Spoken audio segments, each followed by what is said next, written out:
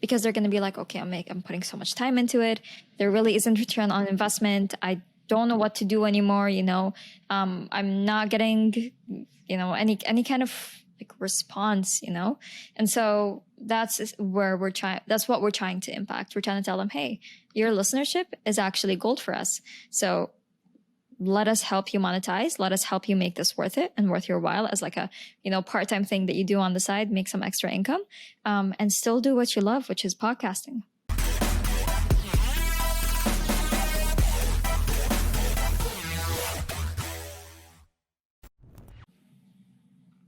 Rand, welcome to the show. How are you?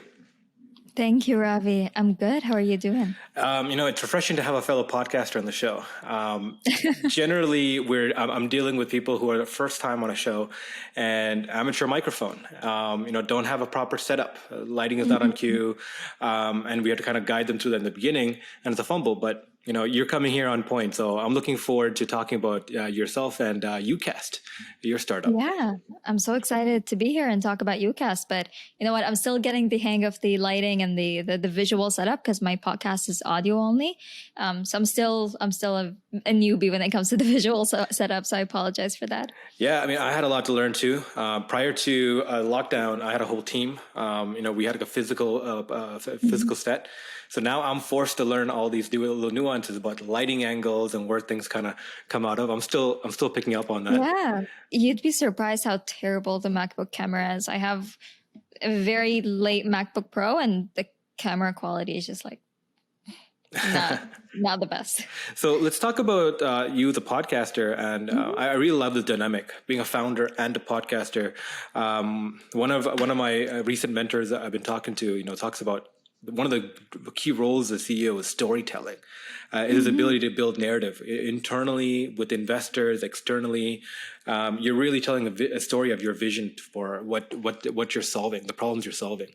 And I think podcasting is just the coolest tool for that kind of role, right? To fulfill that. So let's talk about why you got into podcasting and how that kind of fits into what you're doing now. Yeah, so the reason why I got into podcasting was actually because of my company, which you will learn about in a little bit. But my company is about podcasting, and it's around podcasting. And I'm a very big podcast fan, and I found it a little bit embarrassing that I'm starting a company about podcasting, but I don't have my own podcast, and I'm in love with podcasting. So I was like, why did I just never get into it? Yeah. And it was one of those moments where I told my co-founder, I'm like, listen, I'm starting a podcast.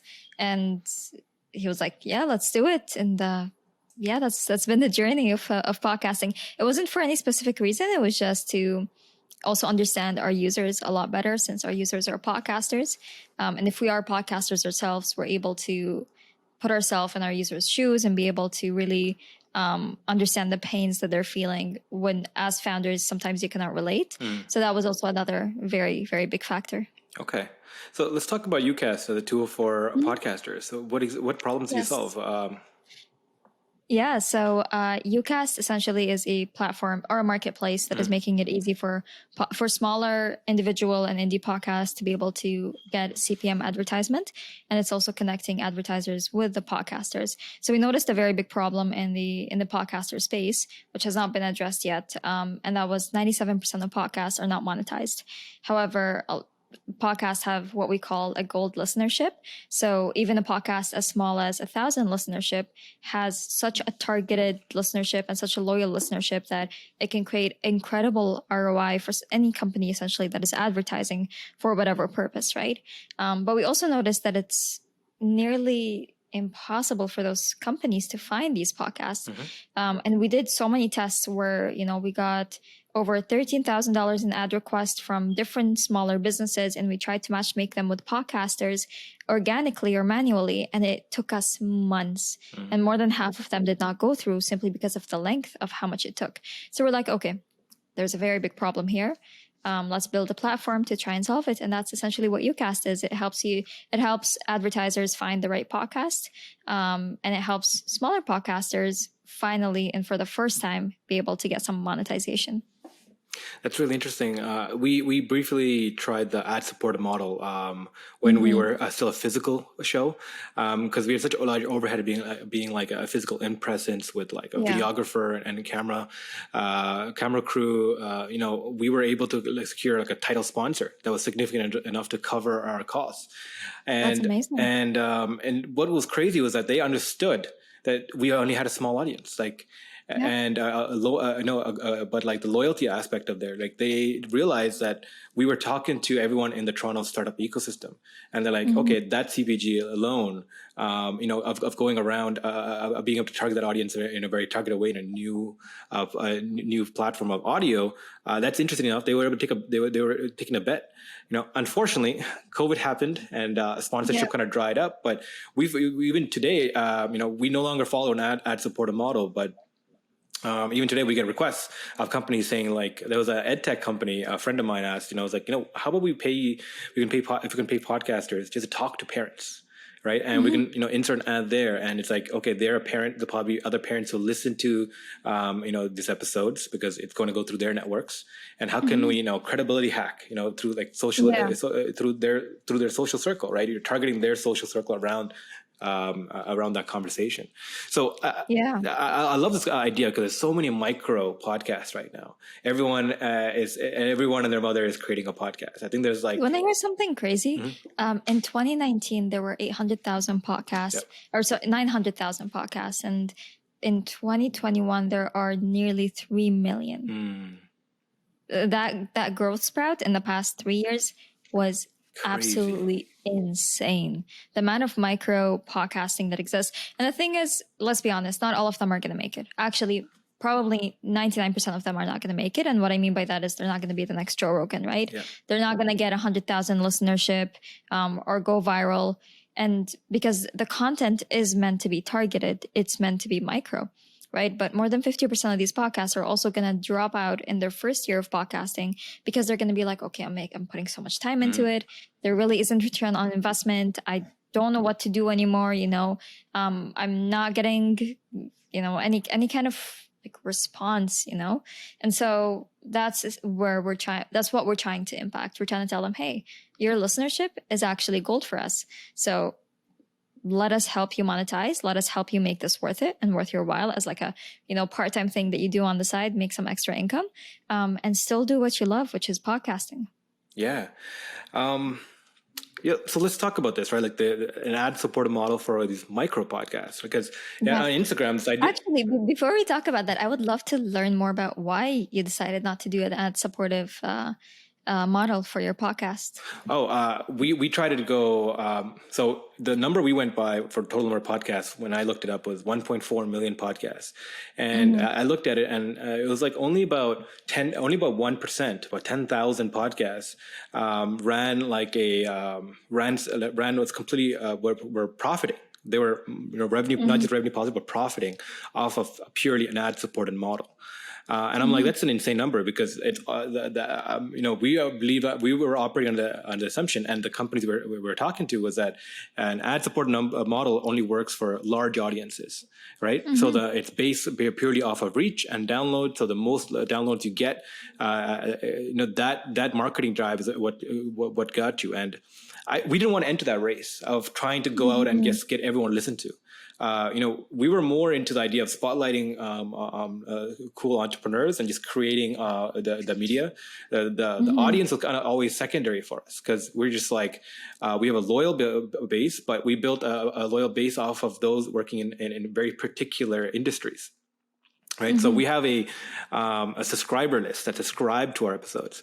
And because of that, our loyalty is there. So instead of taking the loyalty and, transferring it to, to ads, what if they just paid us? Right. So we actually have, we have corporate companies who pay us on a quarterly basis to do this, because they want to hear from startups that are coming out of. So they want to know, they want to know about these companies. So we went to that model, and I'm like, I'm happy with this because now, I don't have to focus too much on the audience and having to be answerable to who's viewing our episodes and stuff like that to corporate sponsors. I can just focus on what I love doing, which is talking to people like yourself. Yeah. And see, here's the cool thing about our platform is our platform does not just like enable CPM models, it enables also such models to be discovered, because a lot of these companies, they essentially exactly what you said, they want to sponsor a podcast, and essentially they want to pay someone to do this content, and they want essentially the rights to the content, which it's also very hard to find that good match. So that's another thing that uCast also does. But yeah, that's a very interesting model that not a lot of people are familiar with yet. Yeah, we went the corporate angle. We played it, and it's kind of working for us. But I'm still open to a ad supported model, or at least a hybrid model, especially if it's targeted, especially if it's like useful. Yeah, because I had actually, I've had 2 advertisers so far request a Canadian targeted podcast specifically for startups and founders. And so the way I do my manual research is by licensing listen notes, which essentially gives me the rights to be able to do a thorough research. Yeah. Believe it or not, you never came on my radar. So that's why I've probably messaged so many podcasts that are discoverable, but there are so many podcasts like yourself that are doing exactly what I need, exactly what those advertisers need, but it's just so hard to find them, and discoverability is terrible. So that's another thing also that uCast is solving, is like, how do I find people like you? How do I find podcasters like you who have the target market that those people are looking for, or the advertisers are looking for? Yeah, I mean, this is actually something we can take offline, but I love the idea of like talking to these other podcasters. So we ourselves have started building a network of other podcasts in the innovation space who are talking innovators, and we're like, hey, can we just create like a circuit for our founders, who can go on multiple podcasts together? How can we coordinate this? Like, if you look at Joe Rogan, he has a bunch of friends who podcast, like Lex Friedman, and like Sam Harris, and like they're all big names of themselves, but they will transfer really good guests amongst themselves, saying, hey, you got to talk to this guy. And they'll be talking about the same kind of material, but in like a different way, but to a different audience. Yeah. And it's more organic that way. It's like I find value like in this guest, but like, you should talk to them too, and like help get their message out. And that's really cool. I love the kind of culture of doing those kind of things, right? So, I'd love to work with you in the future about that. How can we build a network of podcasts who can do like this common thing, right? Of like, just like a late night TV show, people, they do circuits of like, books, right? Authors who come in and like highlight a book or a movie, like what The Rock's doing with Jungle Cruise, going on all these different circuits. Like, how can we make entrepreneurs or founders, be able to do this? And, that'd be really cool to be able to facilitate. It would be. It would be a very interesting concept, especially in Toronto, because I feel like entrepreneurs in Toronto are it's a very tight-knit community. Yeah. And even though you might not know each other, of the places you are incubated with or accelerated with. And so it's almost like it's a small city. Everybody knows each other. Discoverability would be pretty awesome in that case. Yeah. I mean, it's very tight. Like the degree of separation is insane. Toronto's a really big city. Physically, it's a big city. Physically, right? And there's a lot of people, but the startup community is very small. Absolutely. Right. Yeah. But going across this, I think there was in Vancouver, a big crisis for founders, because there's like no one talking about startups like in Vancouver. Like Toronto gets a lot of highlights, but in Canadian tech overall, there's a lot of things happen that just kind of slides under the radar. Unless you get a funding round or get really big funding, you don't really get media. Right. And what I love about, podcasting is that, okay, I'm a founder and no one's listening to me. Why can't I just get my voice heard and just start projecting? Right. And that's the power of podcasts that I find is empowering for founders who are willing to take that. Back in the day, you had to write an ebook to get discovered, right? Or blogs or blogs or like, go crazy on socials. But now you can just start talking. So let's talk about podcasts and about building this ad-supported model for podcasts. Like, what made you like podcasts in general? When you started listening to them? I started listening to them a really long time ago. I think not that long ago, but when I started my bachelor's, I had a professor who recommended my first podcast ever, which was called Business Wars. I think that was like 5 years ago. Yeah. And I just fell in love with it. And I was like, I listened to every single episode, and I became one of those people who would just like wait for a new episode to drop. And I was like, okay, what kind of what other podcasts exist like this one? And I started doing some research, and I found some other really cool podcasts, and the Joe Rogan boom, and then the Call Her Daddy boom, and then podcasting became a thing, and it just trickled from there. Yeah. That's so interesting. I just discovered Business Wars by Really? Wondery, right? The Wondery Yeah. podcast. It's amazing. I've been addicted. I've been following the Bacardi rum It's battle. addictive. Yeah. And their narrative style is it's art. It's art. Yeah. I love it. I love their storytelling. I love their narrative. I love the way they do the two-sided competition of two companies. They explain it so well. It's just amazing. Absolutely. I feel like I'm doing a free sponsorship for them. I mean, Wondery got bought out by Amazon for a few $1 billion. I think like 4.9 billion. Amazon's been buying a lot of podcast networks, which is also very interesting. Amazon, Apple, Google, Spotify. Right now it's huge land grab and on creator spaces. So let's talk about that. Like there's a lot of like new mediums, new platforms now coming up around this, trying to get this land grab, right? All these big giants are buying up and showing the market there's a lot of froth in the marketplace, that this is important, right? What does the creator economy mean to you from the podcast angle? What do you see it? Yeah. So more than the podcasting angle, the creator economy as a whole is revolutionary because we have gone out of the 9 to 5 industrial age, and we have gone into this age of entrepreneurial activities, of creativity, of innovation, of having a voice, of having a personal brand, right? So now me as a person, even if I do work full time, or even if I do have a 9 to 5, I still can build my own brand identity, and I can one day be independent of that corporate 9 to 5 that many people struggle with. And so the creator economy gave many people the chance for their voice to be heard, the chance to tell their stories, the chance to build their own brand, and the chance to also have an audience, right? Which is also it's creating an audience, and being a creator is very difficult, because anybody thinks that if they're consistent, they can be a creator. And if they just post general content, they can be a creator, which is very wrong. Being a creator takes not only dedication, it takes a lot of creativity, it takes a lot of innovation, it takes a lot of experience. If you're on Twitter and you just write bullshit, nobody's going to follow you, right? Especially Twitter creators. Oh my God, it's so hard. I've been on it for 5 months, and I'm just like, I don't have any more words to write. So yeah, the creator economy as a whole just created the opportunity for people to own their lives, to own their voice, to own their innovation.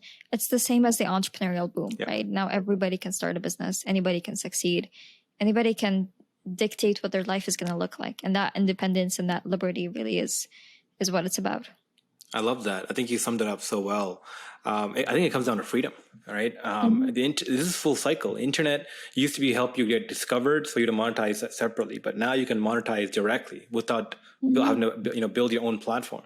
And I think Naval Ravikant is like the best thinker around this. I'm not sure if you follow him on Twitter. He's spot on a lot of things.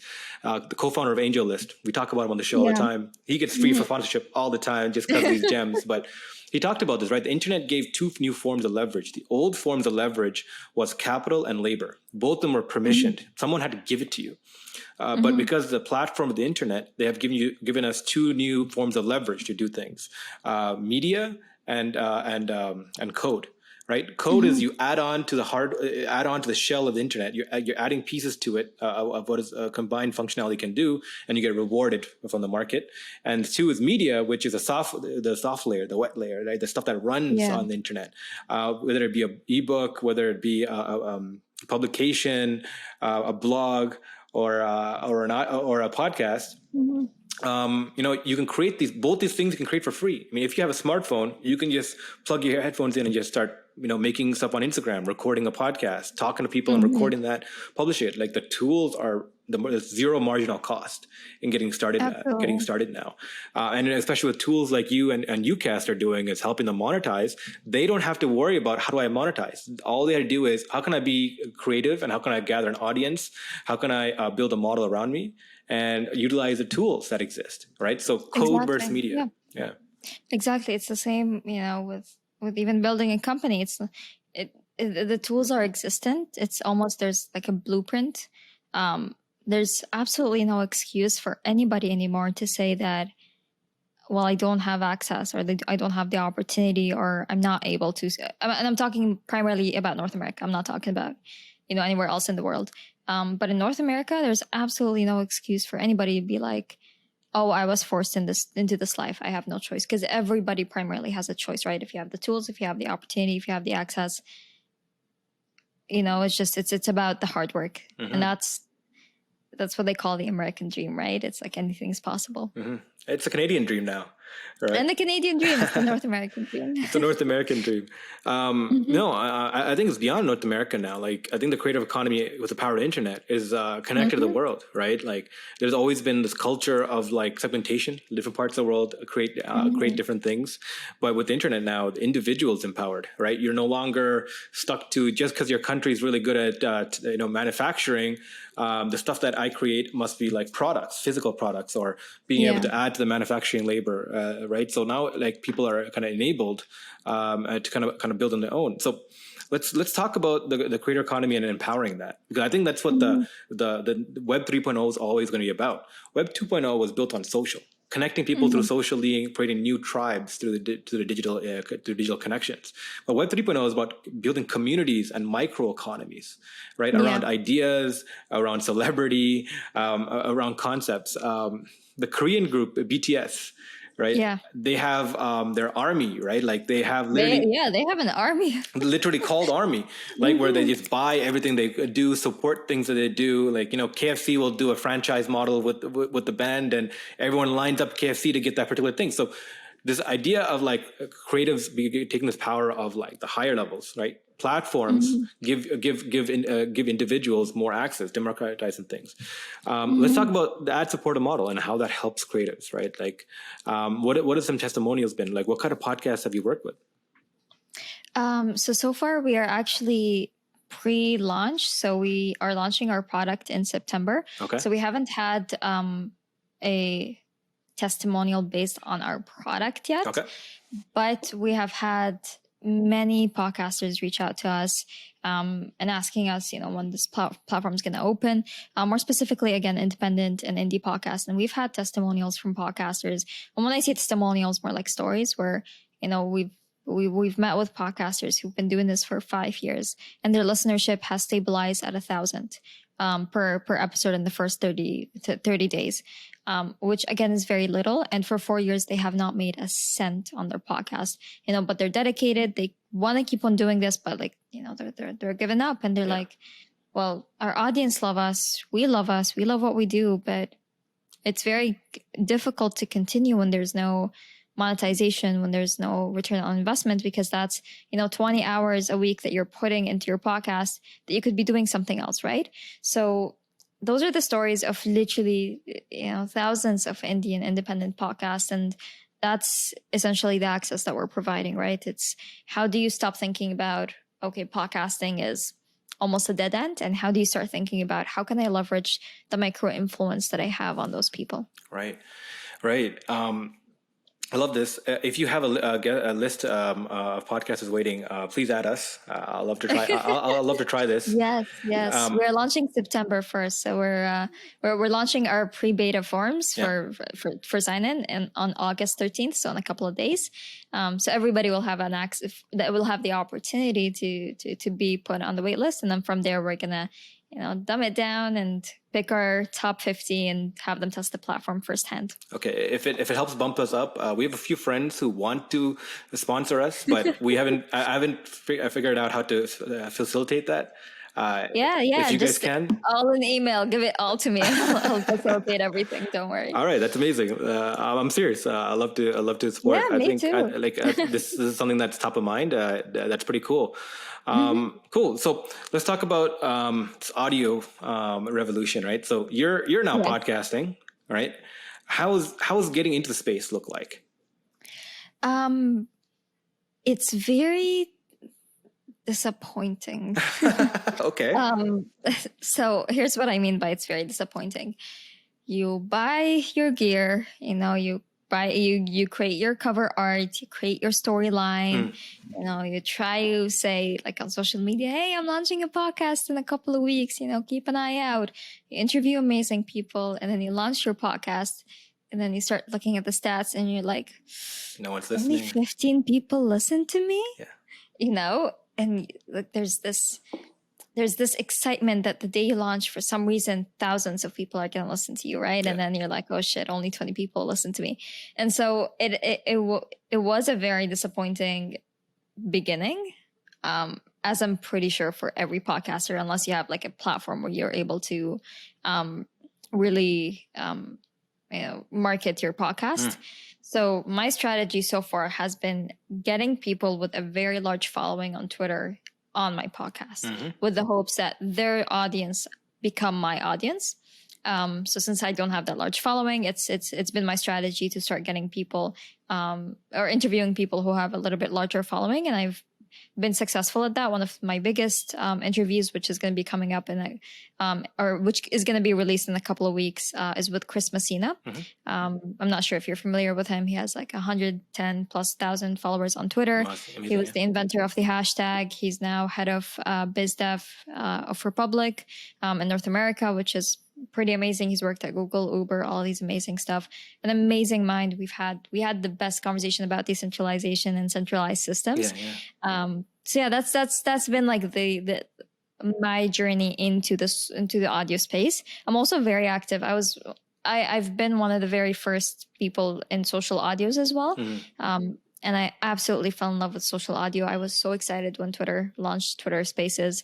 I do Twitter Space every single morning on the weekdays with a bunch of friends of mine, and we do like, you know, a wrap up of what happened the day before in the tech space, and do like, you know, what we call it the morning tea. Morning tea, I like it. Yeah.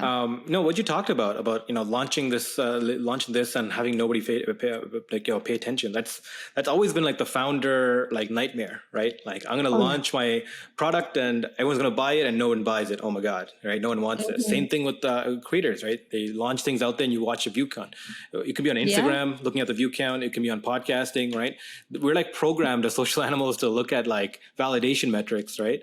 Yeah. And it's one of the things why like I wanted to veer away from the analytics component, the ad supported model, because I didn't want to be viewed as that. I wanted to create for a while to get good at the craft of creating, and then started focusing on the actual building side of things, right? The building the business side. Which is very admirable, because I don't think a creator. So I started like recently, and I don't think I'm in a position where I should even consider monetization, right?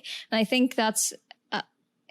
With our vetting, we're going to be looking at podcasters who've been doing this for at least a couple of months, simply because once you become good at storytelling and once you become good at content creation, it becomes a lot easier to build your audience. Yeah. But if you're starting off and, you know, you're stuttering, you don't know how to speak, you don't know how to interview, you don't know how to have a conversation, you know, and simply you're just not creating interesting content and you try to monetize, that's not going to work, right?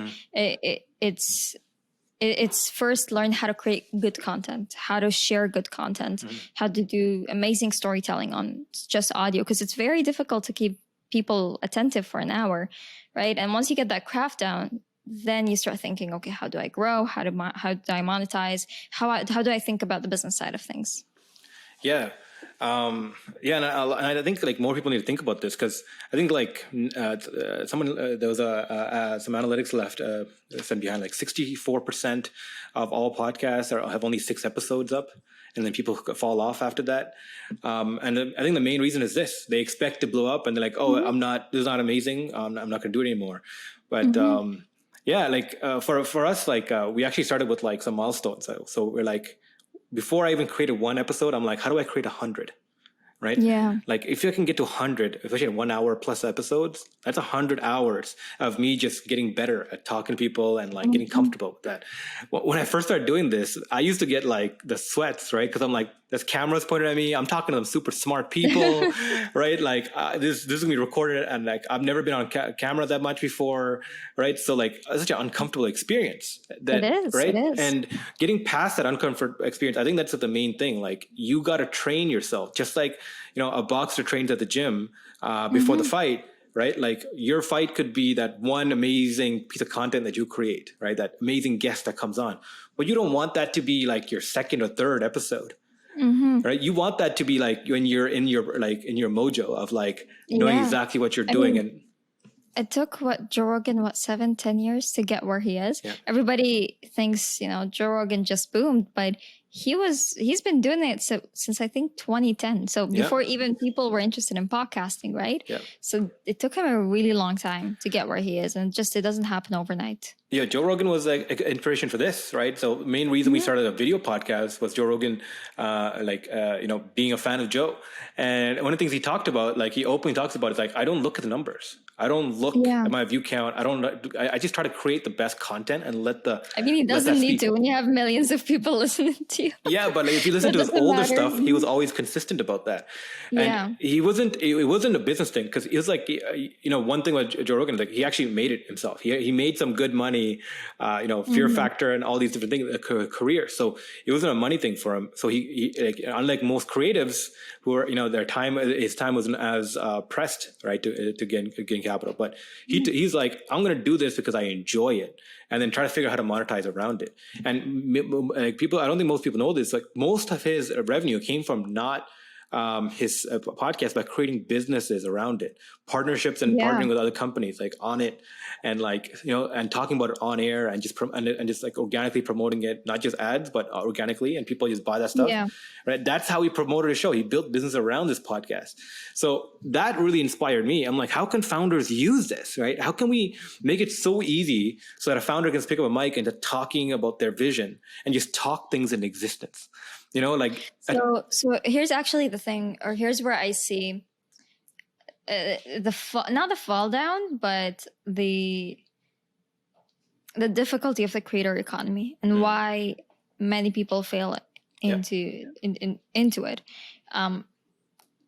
People go into it not with the mindset of I'm creating. People go into it, or have been going into it, and I had this conversation so many times on Twitter Spaces. They're going into it with the idea of I'm going to make money, right? So I'm going to go on TikTok, I'm going to go on Twitter, I'm going to go on Instagram, I'm going to blow up, I'm going to get sponsorships, I'm going to make money. In the end, that's the end goal. And when you build anything, and I wholeheartedly believe in this, because I'm not only, like, I do have a bachelor in business, but I'm a designer, UX, UI designer, and I hope I consider myself a creator, and I love innovation as a whole. And I wholeheartedly believe when drive is money, you fail at things. When drive is value, it's going to take a lot of time and effort to succeed, but eventually there's a road to success there. And people are trying to make money fast on the internet, right? And it's just not going to work out. And if it's working out, it's probably a scam, or you're, deep into some Forex trading thing. And that's where I think people need to reshift their focus. Instead of how can I make money in the next year?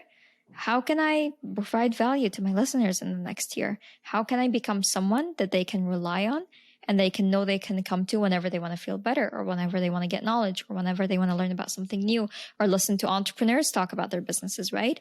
So it's building that brand based on value, not based on monetization. And that's where I think that disconnect is in creator economy today. Yeah. So let's talk about the creator economy, right? Like when I think about the future of the creator economy, I think about, Ready Player One, where have you watched the movie? No. You got to watch the movie. I think even creators need to read the book, because Ready Player One talks about a world where everyone's on this global platform. It's where everyone plays on a giant game, virtual reality game, and everybody makes money through this. Like entire people's livelihoods comes from this, and some people make really good money, but the vast majority are grinders, just making barely enough to survive and losing money in the system, right? Yeah. And it's kind of despotic, but we look at it as like, oh, this can never happen. But look at us now based off 20 years ago, right? Like people are literally doing like silly dances on TikTok and getting money from that, right? Getting sponsorships and building a system like that. We're being trained by algorithms. There's a great podcast I was listening to about fintech, and it's basically talking about how fintech can't actually accurately operate, build models around individuals, but how to securitize them. So they're now shifting their focus to be like, we can't predict the outside factor that's going to influence you if you're an insurance company, but if we can, gamify you to act in accordance to how we want you to, it's like we can build you into our economy. Like your behavior matches into what we think is ideal, and then we'll reward you for it. Right. And it's like the algorithms are slowly training the humans on how to behave in all aspects of our life. Right. And so monetization is another aspect of that. Do this and you get money to survive. And slowly we're being morphed into this machine that's like hybrid matrix kind of organization. Right. And Ready Player One talks about like the ultimate messed up dystopian version of this, where like you're literally plugging yourself into a virtual reality game. The physical space around you is polluted and dying, but in this space you can make money and be great and do all these great things. And how all of humanity gets sucked into this world. Yeah, we were just literally talking about that a couple of spaces ago, where we were talking about how more so now, more than ever, kids and younger people and Gen Zs are living in virtual realities and want to continue living in virtual realities. And I'll give you an example. I have a 12-year-old brother, and all his life is on Discord, right? And he has more Discord friends than he has in real life friends. And he creates these virtual costumes on Fortnite, and they have the skin, and they pay a lot of money for it. There's now buying virtual real estate. There's literally a site where you buy virtual real estate. Like you buy a plot, it gives you the world, like a visual of or virtual reality of the earth, and you start buying and you build and then you sell. And then there's also one for animals, and we were talking about how people are now, even art now is digital. Art is not physical anymore, and people are creating this virtual reality that they want to live in, because in virtual reality there's no limit to what you can do. Everything is possible, and now you can fly, and now you can be blue, and you can be red, and you can be green, and you can do literally anything. And so now the next couple of generations are going to be conditioned that a virtual reality is more important than a real reality. But that's not necessarily bad. And that was also part of the conversation. It's like, is that bad? Is that good? Nobody knows. Nobody will ever know until it happens.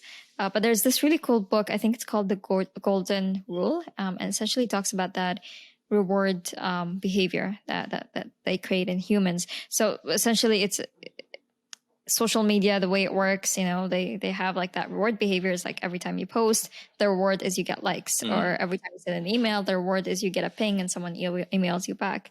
And for something to become a habit into your life, there has to be essentially 3 steps, which is almost like an alert or something that tells you that the action's about to start. So that could be like an alarm, that could be you waking up, it could be having lunch at a specific time. There has to be some kind of an alert to tell you to start that habit. So again, another example is you wake up at 6 a.m. every day and you go to the gym. The alert is you wake up at 6 a.m. and that tells you you're going to the gym. Now, then there's the action itself, which is going to the gym or working out or eating or whatever it is. And then there's the reward that comes out of it. If there's no reward, the habit is not created. So that actually is used in advertisement. So with toothpaste, you don't need to actually have a flavor or any mint breathalyzer for the toothpaste to be effective. But people were not using toothpaste in the 50s and 60s because there was no reward behavior.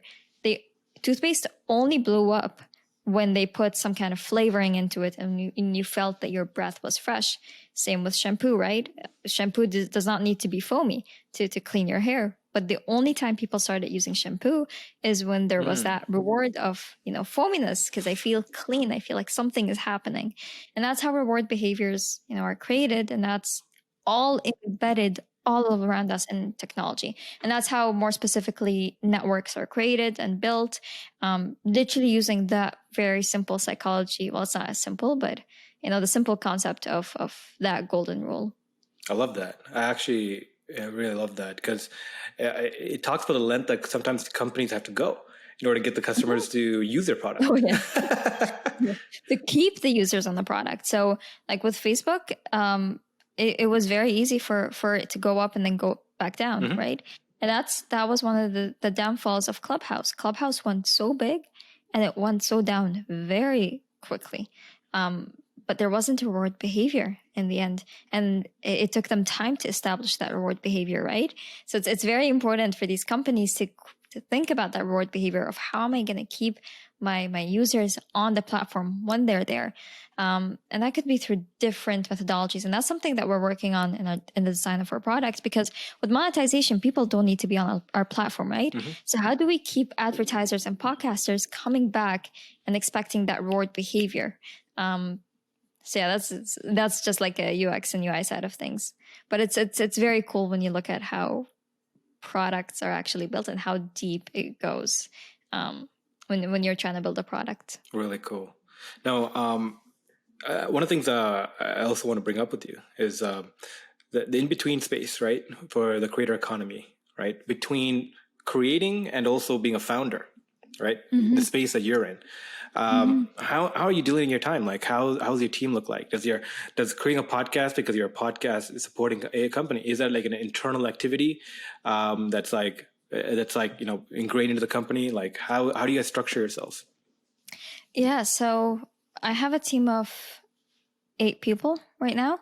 Myself, and we are 5 permanent members and then 3 temporary members. So I'm the only one who does podcasting actively, specifically related to the company. But a lot of my members are creators. So my co-founder is a Twitch. He plays video games on Twitch, and he's a Twitch streamer, and he has like all the equipment that a podcaster would, but instead he does it on Twitch.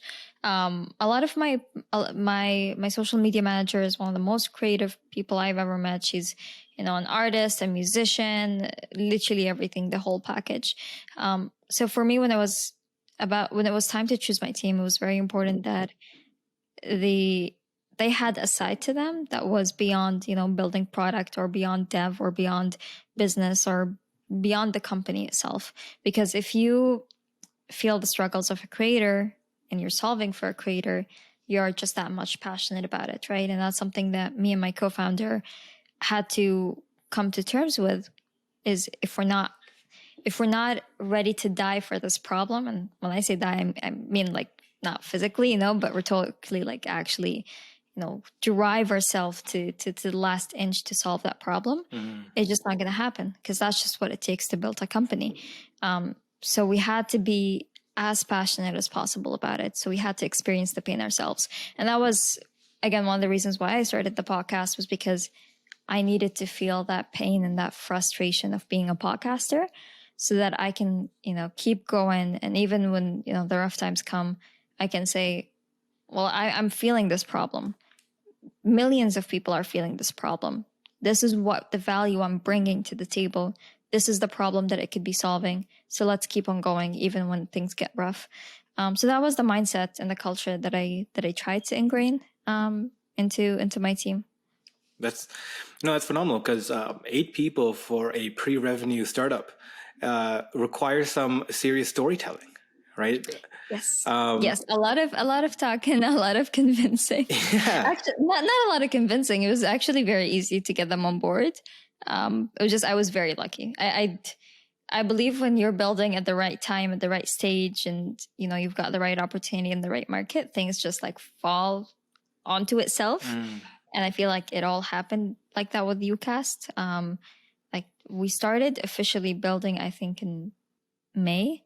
In April, we got our pre-seed funding, non-dilutive. So we got like, 25K to our faces without anything in return, which was awesome. And then suddenly my team became 8 members. And I was like, geez. And now we're in September and we're almost launching our product. And we've got, a lot of people who are interested, and, 13K in and ad requests, which is amazing. And it's been a really, really exciting journey. Yeah. So I know we're coming to the end of the hour, and we'll wrap up with this. But what advice would you give to beginning storytellers, founders who are like trying to get this as a skill? How would you develop that? Just talk. Just start talking. Just start talking. Don't focus too much on getting it right. I think I'm a very passionate person. I look at the future. I like to think of myself as a visionary as well. And so when it comes to storytelling, people want to understand the reality, but they also want to see how you can take that reality and make it better. And that comes from your own vision, from your own mindset, from learning how to communicate that, and also from making a lot of mistakes and from saying the wrong things over and over again. And for me, I've been speaking since I was like 14 and 15, and I've been saying the wrong things for years now. And even now, I think I still say a lot of the wrong things, but you just got to start speaking. You just got to start telling your story. Be vulnerable. Don't be afraid to share, because that's what people are going to be interested in. They don't want to know your professional life. They don't want to know your resume. That's pretty boring. Tell them something unique that happened to you. Tell them your story that pushed you. And that's when people are going to start listening. I love that. Rand, this has been amazing. Thank you so much for your time and the candid conversation about podcasting and founding a company. Stick around. We're going to do a quick debrief. But Yes. for everyone else who paid attention to this and followed the journey, thank you. Thank you so much.